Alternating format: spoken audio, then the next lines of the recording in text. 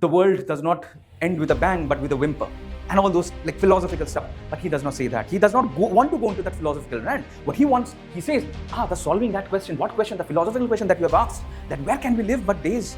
And he says, that question, just a second, I'll answer you.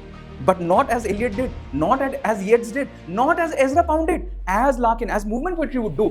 Solving that question, that question, that philosophical question that you have asked. Where can we live? We can live in fields. But no, we are not saying we can live in fields. We are saying that we can live in days. But what we can do in fields? We run in fields. We just do one activity in field. One object doing one activity in field. So here, field does not signify space. Here, field means an object. Great news, guys.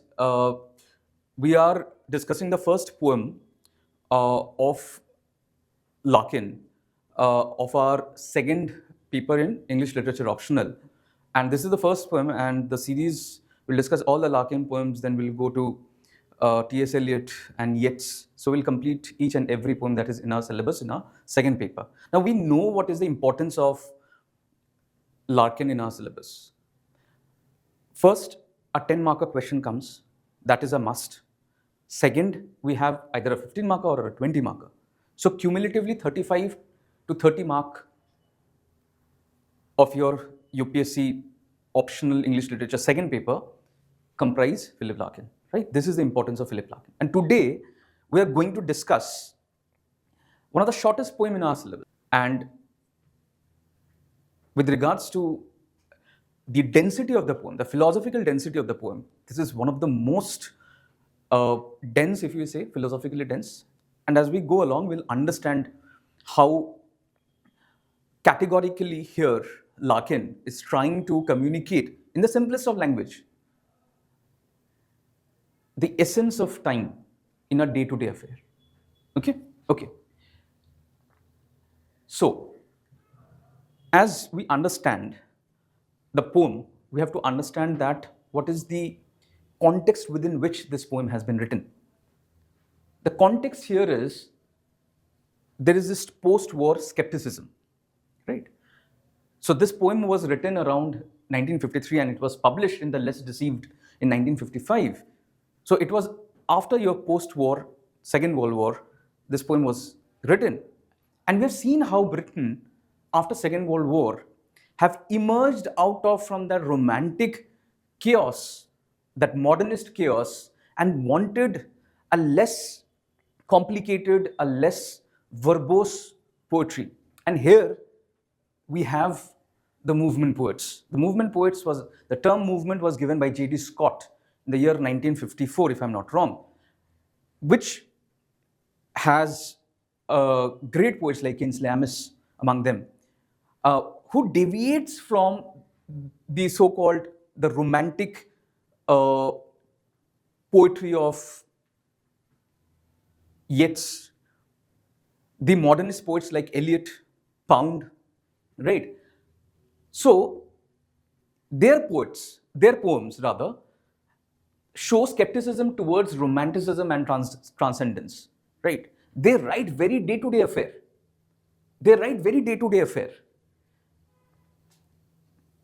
Right? Again, they were against this modernist obscurity. And we have seen modernist obscurity in Eliot. Let us go then, you and I, when the evening is spread out against the sky like a patient etherized upon a table. Right? Now, what does it mean? We have to delve into the symbolism of that particular poetry, which the movement poets did not like. The movement poets wanted a very categorical, simple language communication of day-to-day affair. They do not want you to drown in the so-called convoluted symbolism, right? So their philosophy was what? Their philosophy was that we will use ordinary language, the day-to-day language, the language which we speak with ourselves, amongst ourselves. But in using that depth, in using that day-to-day language, there will be a philosophical depth. There will be the density of philosophy. And the poem that we are going to discuss, even though it's very compact, it is one of the most philosophically dense poem that is in our syllabus. So this is your Mr. Philip Larkin, quite handsome guy, right? Okay. Now, for every poetry that we engage in, for every poem that we engage in, particularly in case of movement poetry, there has to be a core question of the poem. There has to be what is the poem communicating to the reader. In this case, the core question is this. This is a core question. What a day is for. This the very beginning of the poem, it starts with a very simple language. What a day is for. And throughout the poem, the next 7 lines of the poem, we'll find that the poet, that is your Larkin, is going to explain what the days are for.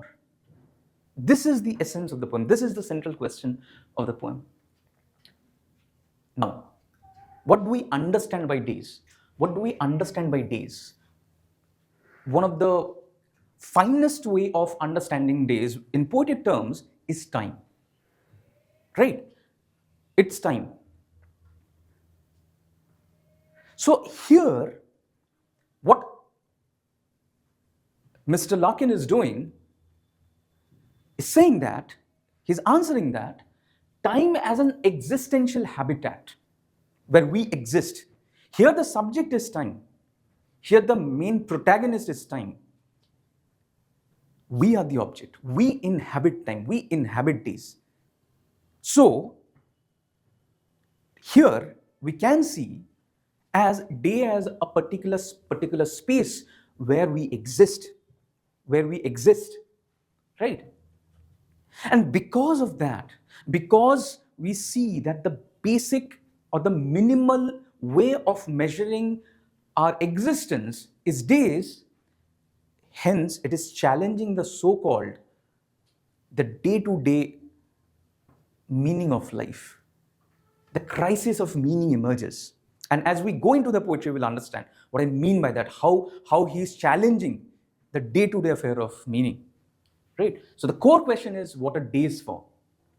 Now, if you see the structure of the poem, the structural architecture of the poem, it has 2 stanzas, 8 lines, 4 lines each. The first stanza, it asks the philosophical question. The first stanza asks the philosophical question. What a day is for. And what does the second stanza do? It gives a reply. It is just not a simple reply. It is an institutional reply. And when I mean that it's an institutional reply, you will understand. And here you will understand that why Larkin is mocking with the day-to-day meaning that we try to believe that is actually really a meaning. Like Larkin says that, no, just a second. You have to wait. What you comprehend as meaning, the true meaning of things, does not make any sense. Does not make any sense. Right? Now, if we see the poem, and this is the brilliance of movement poetry, that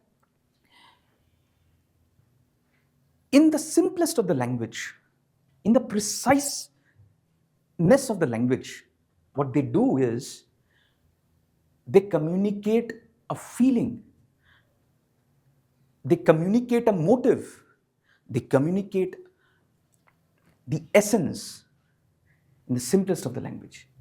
Simplest of the language. There's a tone shift from the first to the last stanza. There's a tone shift. And the tone shift is shown by just a single word. The single word is ah. The single word is ah. Now, this is the brilliance of your movement poetry. This is the brilliance of how simplicity lies in not verbosity. Simplicity lies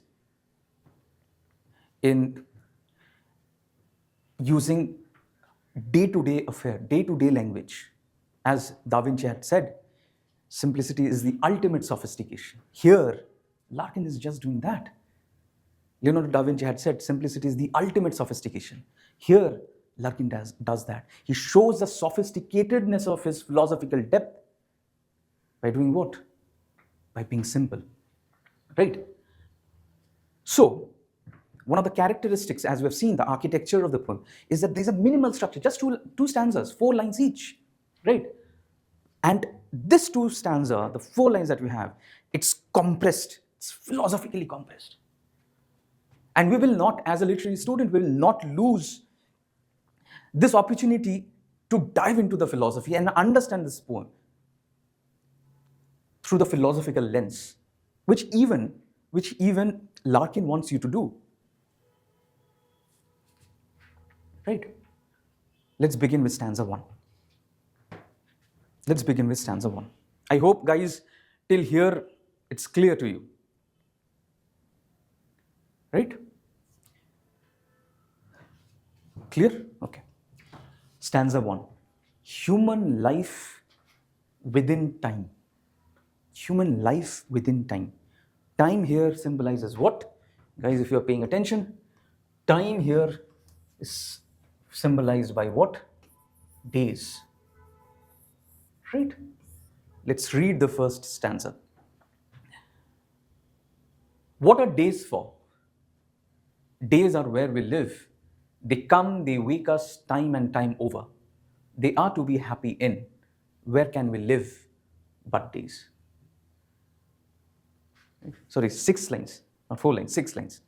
Right? Again, I'll read. Stanza 1. Human life within time. Right? What are days for? This is an inquiry. There is asking. What are days for? This is, remember, what was this? This was our philosophical core.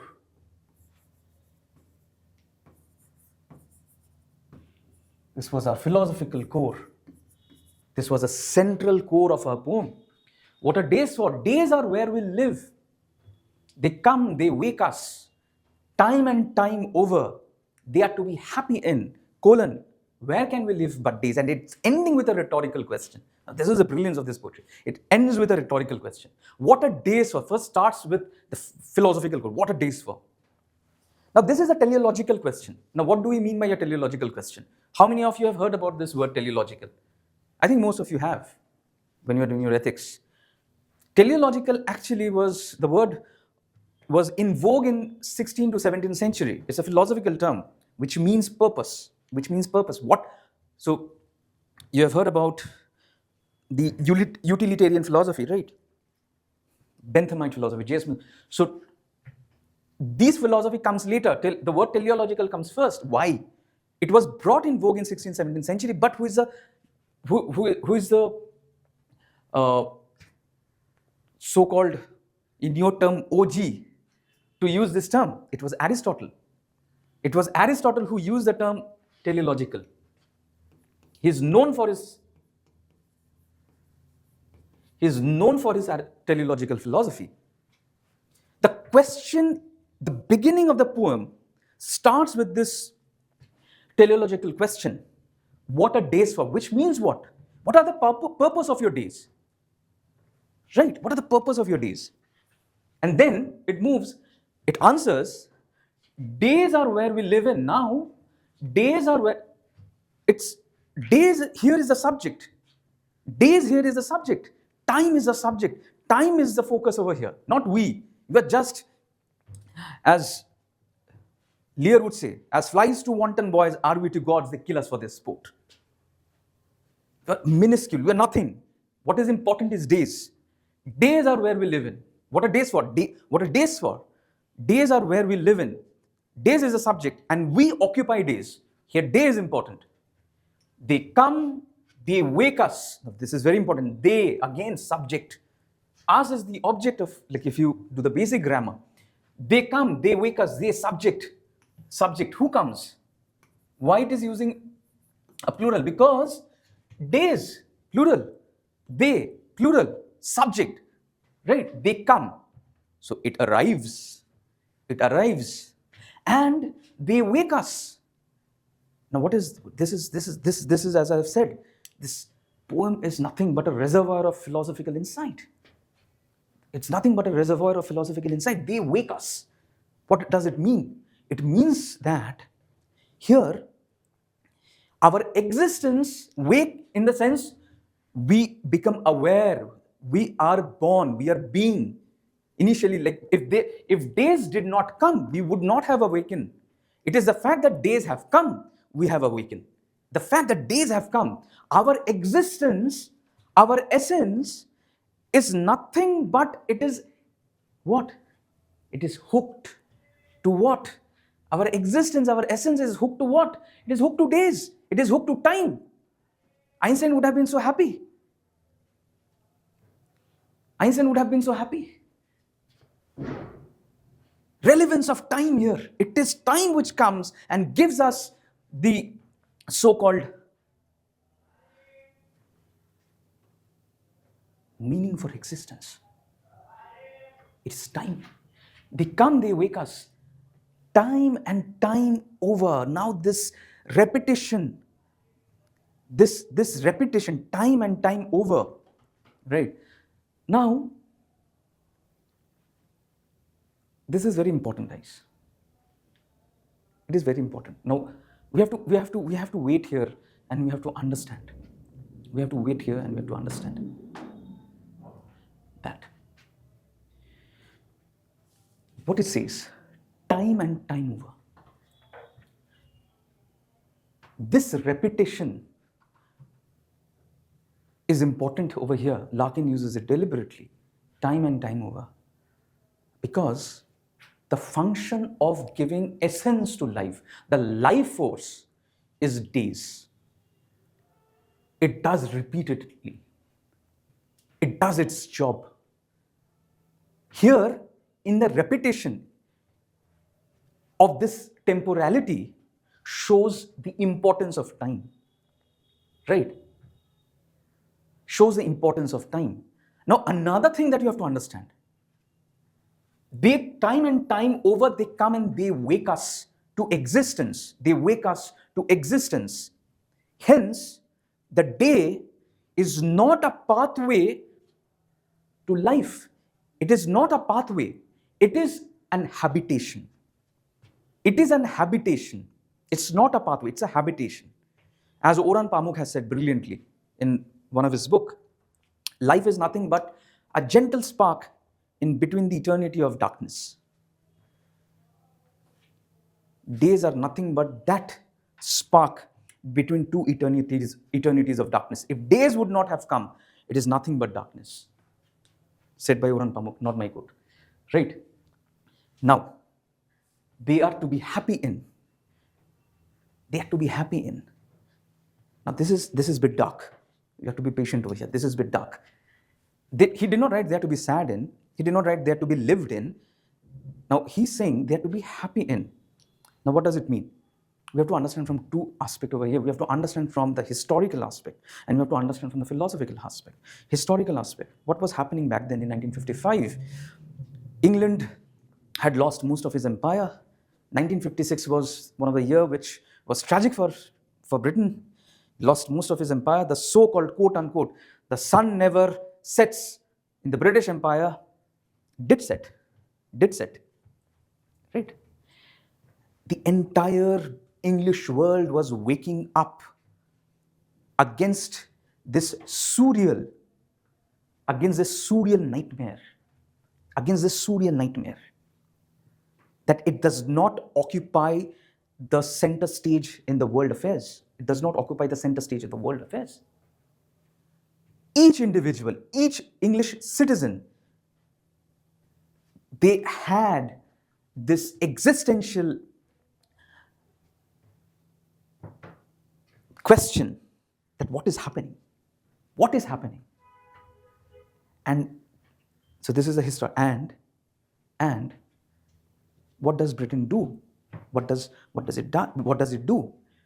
In order to fight this existential panic, existential threat, Britain engages in art,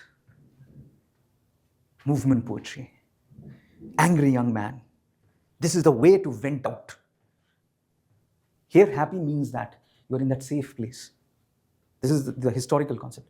What is philosophical? Like, how can we understand this line philosophically? They're to be happy in. Do not blame days. They wake you up. Yes, you face your existential crisis. But as we'll see later, that existential crisis is an inevitability. The fight against that existential crisis, gives meaning to your life. Myth of Sisyphus, Albert Camus. He rolls and rolls and rolls and rolls the stone up the mountain. There is this existential crisis in the repetition what he does, but he nonetheless says that it has to be done. It has to be done in order to give meaning to life. It does that. We have to be happy in. I have to be there. I have to fight the day-to-day existential pangs in order to give meaning to life. And hence, days are something which gives meaning to life, and hence, it's a happy situation. And then it ends with one of the finest lines I found in modern poetry. This rhetorical question, the way he ends, where can we live but days? It sounds logical but confined. This entrapment. I have to exist within days. I cannot escape within days, outside days. I cannot escape beyond days. I cannot have a vantage beyond days. Where can we live but days? The fact that I have to exist within days, I have to fight within days, this shows that existential pang is a reality. We cannot escape that because days will come and wake you up to that reality. What you have to do is to fight. You have to fight. There's no other choice. There cannot be a resignation. There cannot be a surrender. We have to fight. Right? Okay. Now, stanza 2, institutional intervention. Now, this is what's happening. Now, this like 4 lines. First stanza, I said 8 lines. No, it's 10-line poem. Like first stanza, we have 6 lines, and the second last stanza, we have 4 lines. Right? Now, first stanza, what we understood that we understood the historical and the philosophical aspect of days. Right? Days are for what? It have to be lived in. We have to be happy in those days. It comes again and again and wakes us up. But where can we live? But not in days. We have to live in days. We cannot escape days. Right? Then there is a tone shift, as I've said, the characteristic of movement poetry. With this simplicity, one word, with this one word, what it does is it changes the tone. So what question did it ask previously? The question was, where can we live but days? It was a rhetorical question. I'm asking you, where can we live but days? We have to live, we have to exist in days, right? And then to that, it says, solving that question brings the priest and the doctor in their long coats running over the fields. Now, this is one of the brilliant lines. Simplicity incarnate here as godly, I would say. Simplicity incarnate as godly. What it says is that solving that question. The question of what? That where can we live but days? Can we live outside days? We can't. So solving that question, who comes, brings the priest, and what does the priest and the doctor signify? Priest signifies religion, doctor signifies science. The 2 major attributes of the modern world, of the 1950s, 1960s world. It's religion and science. It was religion which started the wars, primarily. I would not say religion started. The people will raise questions. Obviously, it was a madman who started the war, right? Based on superiority of race. But somewhere we can see that there was religion who played a major role, and it was science which ended it. 1945, Hiroshima, Nagasaki, Trinity test, the bombing. It was religion which started, it's science which ended. Brings the priest and the doctor. Priest signifies here religion. The doctor signifies here what? The doctor signifies science in their long coats. Now, these are the 2 professions, if you can imagine. Priests in their long overcoats. Those black, white overcoats, if you have studied in Jesuit schools, you will find the priests wear these long coats. The doctors also wear the long coats. Now, here there is a sense of comic, that they are running and they're trying to answer that, solving that question. What question? This question. Where can we live but days? And then two comic character comes. Which are the two comic characters? Priest and the doctor, science and religion. In the long coats, running over the fields. Now this, like, we'll come to the last line later. But first, focus. The tonal shift. That you have asked a philosophical question. Now, this is how he challenges the modernist. If it was Eliot, what would Eliot have said? He would have gone into this philosophical rant, and then would have ended with this Shanti, Shanti, Shanti. Or the world does not end with a bang, but with a whimper. And all those like philosophical stuff. But he does not say that. He does not want to go into that philosophical rant. What he wants, he says, the solving that question. What question? The philosophical question that you have asked. That where can we live but days? And he says, that question. Just a second, I'll answer you. But not as Eliot did, not as Yeats did, not as Ezra Pound did, as Larkin, as movement poetry would do. Solving that question. That question, that philosophical question that you have asked. In order to answer that, brings the priest and the doctor. Science and religion comes. In the long quotes, I'll answer it. Don't worry, I'll answer it. And which all the so-called priest in the sense the Godman does. I have all solution for all problems that you have. Similarly, science have all solution for all problems we have, and hence they run and try to answer the philosophical question without understanding the depth, the philosophy of what? Philosophy of what Larkin is saying, that days are nothing but what? It is an existential cage which you cannot escape. We are not the subject. Day is the subject. The running priest, the running doctor, they are all object. The question that has been asked is an object. The long coats is an object. Running over the fields. This is brilliant. Days have already occupied space. Field signifies space, but it does not so they can say, where can we live? We can live in fields. But no, we are not saying we can live in fields. We are saying that we can live in days. But what we can do in fields? We run in fields. We just do one activity in field. One object doing one activity in field. So here, field does not signify space. Here, field means an object, right? It's as I've said, it's a surreal or surreal, however you pronounce it, image, comical absurdity. I will answer the philosophical question. Chalo, I'll go and answer. Now, this existential question is treated as pathology that a doctor can answer, a scientist can answer. No, you can't answer them. It's a brilliant, like in Hamlet, one of the most iconic line in Hamlet, I like one of my favorite lines. It says, enclosed in a nutshell, I call myself the king of infinite space. The doctor, the priest, they're enclosed in the nutshell called days, and they say that I am the king of infinite space. But they are not.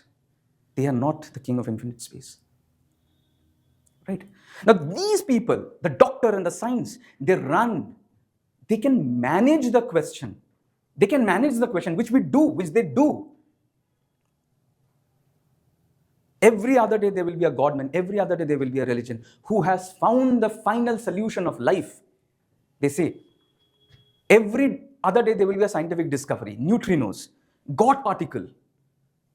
Can you imagine? Here science and religion, they are coming together to defend something like a philosophical question. And the name that is given is God particle.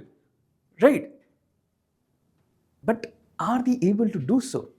I don't think so. I don't think so. It's very comical. So they're running over the fields to answer the philosophical question that has been asked. And they fail. They fail. Right? Now, what was the central point? What was the central question? The central question, what are days for? What are days for, right? The doctors come. The scientists come. Do they able to answer the question? Absolutely not. They're the comical creature in their long overcoats running in the field trying to answer a question which they do not even understand the meaning of. They do not understand the meaning of. As I've said, enclosed in a nutshell, I call myself the king of infinite space. Right? Central tension of the poem. Life must be lived in time. Here, the essence of life is not in as we see it. The essence of life is that if it is within time, it is within time. Time gives meaning to life. Now, this is again an important thing. Yes, it's true that time gives meaning to life, but does time give resolution? Does time give, like, can we move beyond time? No, it does not. It just gives you space to set in. But that's it. Time's objectivity is that it creates a space where you stay. It does not have any other objectivity to give you meaning and this and that. No, it does not. Institutions does. The institutions which men make. The structure and the superstructure, as a Marxist would say. The doctor's institution. Doctor is like medicine, doctor, right? It's an institution. Scientist, this and this institution. It does. It tries to do. It tries to give them meaning, but does it? No, because they're comical creatures, as you have seen. They promise the answer, but they fail. Science promised the answer of the true meaning, the origin of life. It fails. Religion promise that there is an origin of life. How does the Bible start? It starts at, initially there were darkness, and then God says light. There will be light, and there was light. But that is a story. Is it truly communicating a meaning? Is it resolving the philosophical question that you have? No, it isn't. Hence, now this is a brilliance. It does not give any resolution like a modernist poet would, like a romantic poet would. They give you an answer to that poem. Eliot gives his answer, like after long winding philosophical way, gives his answer. But this particular poem leaves the question open. What are days for? Where can we live but in days? And then the next stanza does not give you an answer. It gives a comical caricature of time, of science and medicine coming together to try to give an answer, but fails. The poem leaves the question open. It leaves the question open. Now, guys, what I want you to do is, now we have understood the poem, but like if you want to get good marks, right? If you want to like breach that 65-70%, we have to use, or we have to relate with philosophy. And the best philosophy would be here Martin Heidegger. He was a German philosopher, and one of the philosophers who have been accused of collaborating with Nazi, but will not go into that.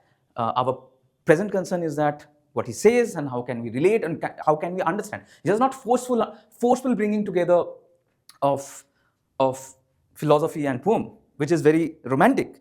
No, what we will do is we'll try to relate what did Heidegger say and how is it, like how it further opens up the poem, right? So he wrote a very famous book. I think most of you have heard, Being and Time. It's an English name. The German name I don't know. Like I know, but I cannot pronounce, and hence I did not write. In Being and Time, Heidegger argues, like what was his argument? That human existence, the Sein, it's called the Sein, is fundamentally being toward death. Now this is very excellent. Like this is brilliant. Right? What does it mean? Human existence, the Sein, is fundamentally being toward death. It means that, now I'm going to get a bit dark, right? I'm going to get a bit dark. But you know, the happiness is there that when we fight the dark, when we fight mortality, there comes a happiness, which again he says, where we can live and where can we be happy but in days, right? So what it says, like, what does it mean that is fundamentally being toward death? It means that human life is shaped by the fact that we know that we're going to die. We're going to die. We're not just living. We are moving towards death. And hence, time and time again, days come and wakes you up. Days come and wake you up. We are moving. We're pushing towards death. Now, this is a brilliant thing. Death, fear, despondency. This gives meaning to life. Now, obviously, we'll ask question, okay, sir, have you taken a dose of negativity today? So, if you read Heidegger, it's kind of that. The awareness of the fact that we are going to die gives real meaning to the existence, as per Heidegger and as per the poem as well, right? The fact that we are going to die. It gives the real essence of our life. Everyday life is in authentic repetition. In authentic repetition. Right? Same thing happening. Every day is coming and waking up. Every day. Now, what does the institution do? What does a doctor do? What does a scientist do? It suppresses the authentic anxiety. We have that anxiety. I refuse to believe when you say that, sir, I have not thought about death. You have thought about death. But you do not develop that thought. You do not cultivate that thought. You do not mature that thought. The reason is, you have what? You have institutions, you have your study, school, I have to get a job, 30 lakh per annum. Institution, I have to be a doctor, I have to be a scientist, I have to be a politician, which I think nobody does. That suppresses this authentic anxiety, but it exists. Somewhere you have felt it in your lived experience. I will not say that in your life, I would say that in your lived experience. Now, there's a difference between life and lived experience. Life means that probably you are 22, 23-year-old. Lived experience is much, much less, where you contemplate. When you think, your lived experience, you have thought about death. You must have, but that is temporary for a moment, because what happens? What happens? Your institutions, your day-to-day affair comes in. No, I have to study. UPSC, optional, I have to study. Right? So Larkin days are where we live. Now this aligned closely with Heidegger's claim that existence unfolds within temporality. Temporality is here, days. Existence, whatever we are doing, whatever we are, is unfolding. There is no beyond perspective. There is no vantage point beyond days. It is within the temporality, within the days that existence unfolds. Right? Now, and stanza 2, priest and doctor running over the fields. Now, this resembles Heidegger's idea that society neutralizes existential anxiety through conventional roles. That they are running. I have tension, the doctors will come, the scientists will come. Don't worry, I'll give you the meaning of it. If you're intelligent, you will ask them, don't worry, I will contemplate, I'll think. You find yourself the meaning, right? Larkin's existential questioning is treated as pathology, exactly how Heidegger describes the social avoidance of authentic anxiety. That we always want to avoid that authentic feeling that we have at times. We always want to avoid that. And who helps you in avoidance? Your doctors and the priest, right? So, in conclusion, what do we see from this poem? It's a minimal structure, 10 lines, not 8 lines, 10 lines. First stanza, 6 lines, second stanza, 4 lines. It's a minimal structure, maximum philosophy, right? We have seen how philosophically dense it is.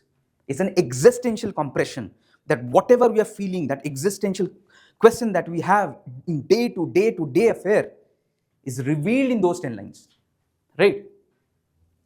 Now, post-war skepticism articulated through irony. Post-war skepticism in the fact that the British in 1955 was asking the same existential question that we have lived. Over 70 million people were either killed or injured in World War II. The fact that we survived, there is a sense of skepticism of the so-called romantic and the modernist. And what does Larkin do? Larkin uses irony to communicate that skepticism. This is what his brilliance is.